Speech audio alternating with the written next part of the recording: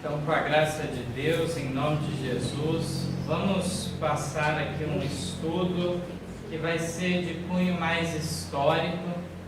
O título é O Testemunho que Bates nos deixa a favor da temperança. Eu gosto muito das histórias da igreja, a história dos pioneiros do meio adventista.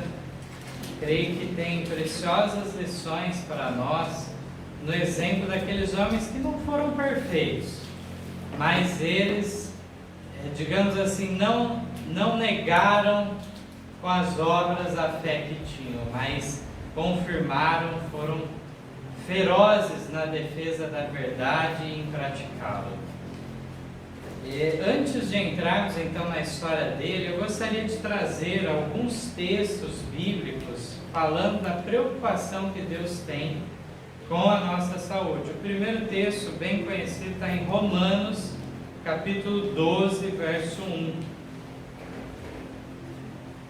Um outro ponto que poderíamos destacar, inclusive nas Escrituras, é o que falamos nesta manhã já sobre João Batista, uma figura que desde o ventre de sua mãe já foi separado por Deus, foi dada certas orientações para ela em relação ao que comer, o que beber ou o que rejeitar, no caso, e foi muito importante isso já como preparativo.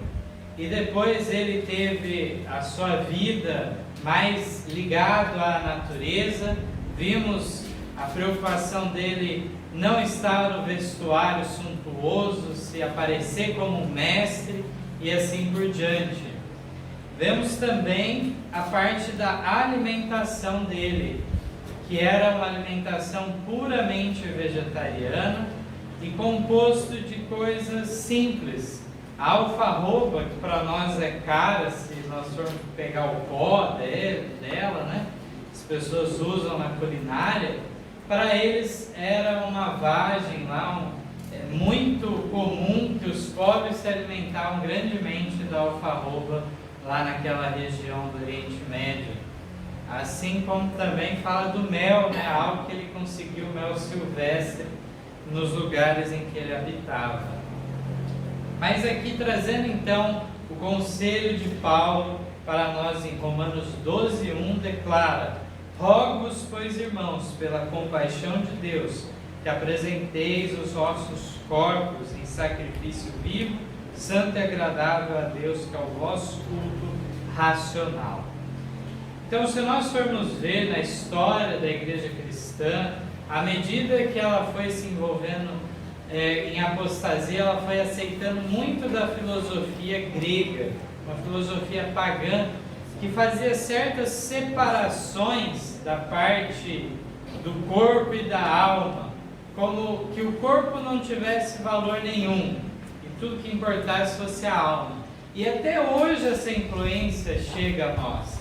Pessoas dizendo que religião não tem a ver com nada físico, com alimentação, com nada disso. Só a preocupação da religião é o quê? Que a salvação da alma. Mas tudo está o quê? Relacionado, interligado. Por isso que Deus se preocupa com isso. Ainda que Paulo em outro local, por exemplo, ele fala que o exercício corpóreo, a pessoa que quer se adestrar nessa parte, seja algo de pouco valor, tendo em vista que nós temos o quê? Um tempo de vida aí passageiro, né? Curto. Por um lado existe esse aspecto, mas pelo outro nós devemos ter o quê? Qualidade de vida, devemos ter saúde, para bem o que? Servirmos a Deus. E aqui é justamente o que Paulo fala. Ele não fala de uma preocupação de Deus apenas com a nossa alma, mas com o nosso corpo, e devemos apresentar ele o que? Vivo, santo e agradável a Deus. Esse vai ser o nosso sacrifício. Vamos para o texto seguinte, em 1 Coríntios 6:19.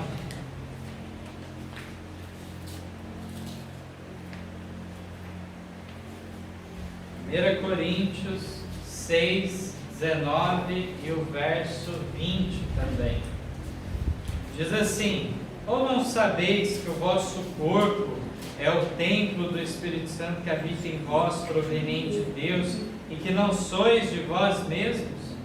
Porque fostes comprados por bom preço. Glorificai, pois, a Deus no vosso corpo e no vosso espírito, os quais pertencem a Deus. Então aqui vemos que não somos proprietários sequer desse corpo terreno que nós temos, e neste corpo deve habitar o Espírito Santo.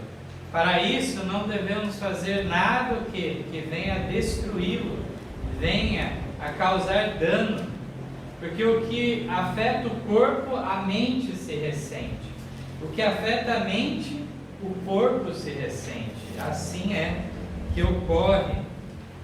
Então aqui nós vemos que fomos comprados. Nós sabemos que somos de Deus por criação e somos mais uma vez comprados por redenção através do sangue de Cristo em nosso favor. O texto a seguir agora está em 1 Tessalonicenses, no capítulo 5, verso 23.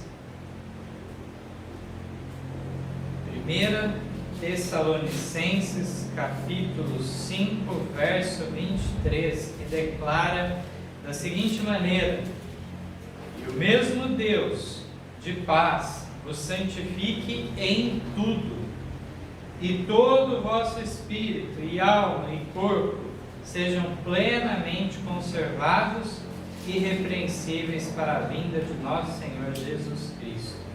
Aqui nós vemos que sequer há um dualismo de corpo e alma. Que a Bíblia apresenta é corpo, alma e espírito. Poucos sabem explicar a distinção dessas coisas. E Deus pede uma santificação desses três itens. Pede então que estejamos preparados para a vinda dele. E nós vemos então que essa relação desses três itens soma o todo do ser humano. De modo que nós temos a parte física, a parte mental, a parte do fôlego de vida, que vem da parte de Deus, que quando morremos, diz que o espírito, ou fôlego de vida, volta para Deus. Não que seja um ente consciente, nada disso, mas mostra que toda a vida, não só dos homens, mas também dos animais, assim está lá em Gênesis, que é chamado que eles são também almas. E então nesse sentido nós vemos que os animais, os seres humanos, todos eles compartilham uma vida que tem uma só fonte, que é Deus. Vamos em 1 Coríntios, de volta, no capítulo 10, verso 31. 1 Coríntios 10, 31, texto bem conhecido também. Portanto, quer comais, quer bebais, ou façais outra qualquer coisa, fazei tudo para a glória de Deus. Então esse texto é muito significativo para nós ver como que Deus se preocupa em todos os detalhes de nossa vida. Eu costumo sempre corrigir algumas pessoas que às vezes leem esse texto incorretamente e entendem: olha, não importa o que você fizer, comer, beber, tem que ser com a glória de Deus, com a graça de Deus. O texto não fala isso. Você tendo a graça, você pode fazer o que for. O texto fala que tudo que fizermos tem que ser com o objetivo então de glorificar, dar bom testemunho em relação ao Deus que servimos, e não demonstrarmos glutonaria, falta de domínio próprio e assim por diante, né? Vemos agora aqui um último texto nas Escrituras, no finalzinho da Bíblia, no terceira carta de João, pertinho já de Judas e Apocalipse, né? Lá uma carta bem curtinha, de um capítulo só, né? 3 João, capítulo 1, verso 1 e 2. Aqui a carta era dirigida a uma pessoa específica, a um líder de uma igreja local. E João declara assim: o presbítero ao amado Gaio, a quem em verdade eu amo. Amado, desejo que te vá bem em todas as coisas e que tenha saúde, assim como bem vai a tua alma. Então, João se preocupou que não só na parte espiritual aquele amado Gaio avançasse, mas que também ele cuidasse de sua saúde, para as coisas estarem em harmonia. Se preocupou com isso, assim como nós vemos nas cartas de Paulo, até recomendação médica, digamos assim, da parte de Paulo para Timóteo, devido a algumas enfermidades que Timóteo tinha no estômago. Então nós vemos um quadro de uma escritura sagrada nos atestando que Deus se preocupa sim com nossa saúde. Vamos agora entrar então nessa parte histórica maravilhosa e vamos conhecer um pouco sobre essa figura do século XIX. José Bates era um ex-capitão de navio, homem singular em vários aspectos, que antes de conhecer o sábado, ele já lutava pela temperança. Foi um pioneiro dos adventistas crentes no sábado do 7º dia. E além disso, seu papel como um dos fundadores da igreja foi decisivo, principalmente influenciando doutrinariamente a igreja. Ele apresentou o sábado com grande vigor, convencendo a muitos. Aprofundou o entendimento da mensagem do terceiro anjo em ligação com o tema do grande conflito entre Cristo e Satanás, e que no centro dessa luta estava a identificação e obediência do verdadeiro sábado, que é o do 7º dia, desenvolvendo por conseguinte o tema do selamento do povo de Deus. Então veja a importância dele nesses assuntos doutrinários para a igreja. Ele que aceitou o sábado até mesmo antes, de Tiago White e Ellen White. Ele que apresentou a mensagem para eles. Inclusive a história conta, pela primeira vez que aquele casal White ouviu o assunto, eles falaram: o irmão Bates está querendo destacar muito um mandamento, tem 10 mandamentos. Veja o raciocínio pobre que eles tiveram naquele momento. Mas qual que era o mandamento que estava sendo esquecido? O 4º mandamento do sábado. Por isso a necessidade de tal ênfase. Logo eles vieram a compreender e aceitaram, e posteriormente Ellen White recebeu uma visão em relação a isso, confirmando esses pontos que José Bates já tinha achado na Bíblia. Essa questão do selo de Deus ser o sábado, a questão dos 144.000, o conflito que está quase no seu término entre Cristo e Satanás e assim por diante. Então, no ano de 1821, diz que José Bates começou a ter a consciência despertada para a temperança. Ele havia se tornado comandante de navio há pouco tempo, quando começou a rejeitar o tomar bebidas alcoólicas, hábito tão comum aos homens do mar, inclusive o beber as mais fortes. Ele começou a sua reforma impondo o limite de 1 copo por dia, e isso ele fazia ao meio-dia. Então ele procurava criar regras para ele não passar da conta, ser temperante. Então ele determinou o limite de 1 copo por dia. Mas aí diz que ao decorrer do tempo ele começou a sentir necessidade tamanha que preferia tomar um copo de bebida a se alimentar. Foi assim que, em vez de retroceder, decidiu por fim nunca mais beber outro copo. Apenas bebia vinho em companhia de outros, por isso ser elegante. Entretanto, não demorou muito para até mesmo o uso do vinho de forma social, né, fosse retirado de sua dieta também. Ficou convencido do erro de fumar e resolveu então não usar o fumo de nenhum modo. Ele teve duras batalhas que enfrentar, principalmente devido aos diversos hábitos errôneos dessa vida de marinheiro.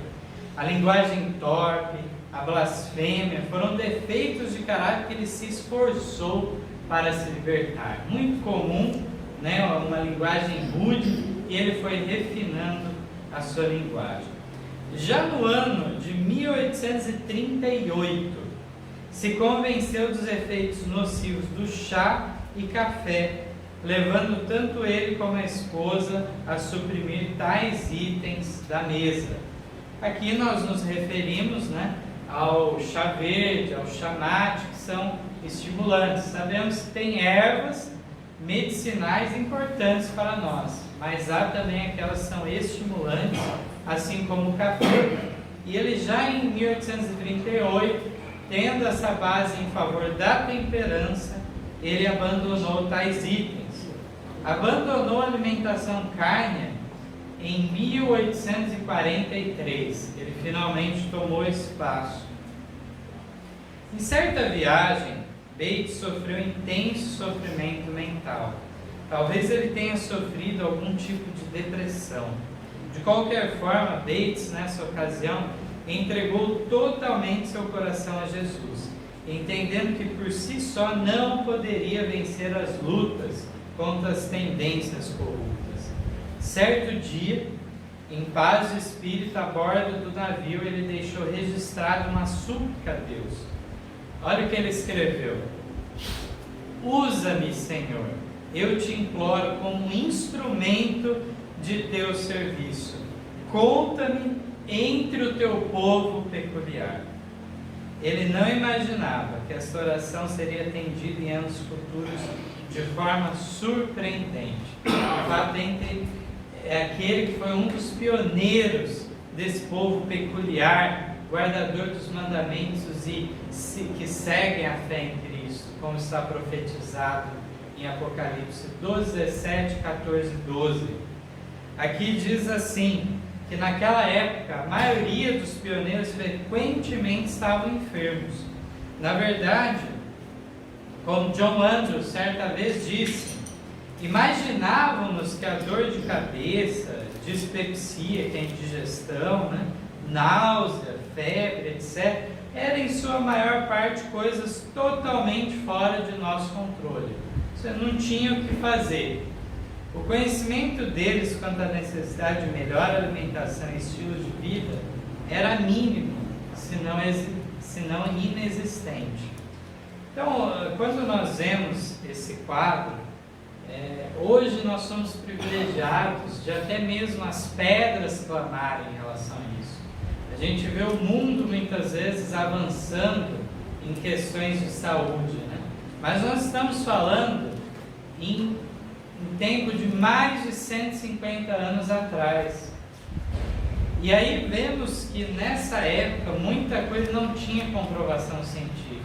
Tantos conselhos que Arnold deu no Ciência do Bom Viver, que veio 50, 80, 100 anos depois que a ciência médica foi dar razão. Muitas vezes a ciência médica da época era contra o que Arnold falou. Mas passou o tempo, avançou-se e se chegou à conclusão do que é a realidade. Aqui mais adiante diz ainda que por isso que provavelmente o único dos pioneiros que realmente tinha uma vida saudável era o velho capitão José Bates. Vemos que os outros não ligavam a alimentação com os problemas de saúde, achavam que era uma questão fora do controle. Então José Bates era realmente o pioneiro saudável, os outros tinham vários problemas. Ele deixara já de comer alimentos carnes, manteiga, gordura, queijo e bolos substanciosos muito açucarados. Dele é dito que ficou doente apenas poucos dias na vida toda, além da sua breve enfermidade final. Apesar de que soubesse muito bem o motivo de ter saúde, Bates preferiu testemunhar pelo exemplo quase sempre. Pouco ele disse a respeito de seu regime alimentar em público, até que a luz finalmente raiou aquele movimento em 1863, quando Ellen White recebeu uma visão sobre a reforma de saúde.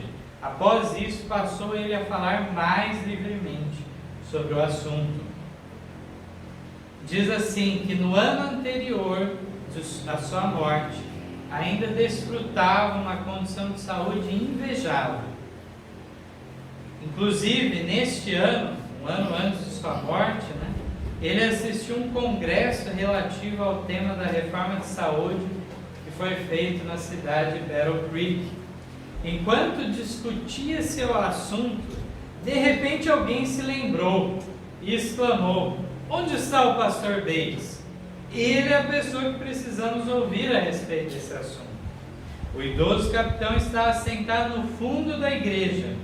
Chamaram-no para o púlpito e o estimado irmão, com 79 anos de idade, mas ainda perfeitamente ereto e caminhando rapidamente até a plataforma.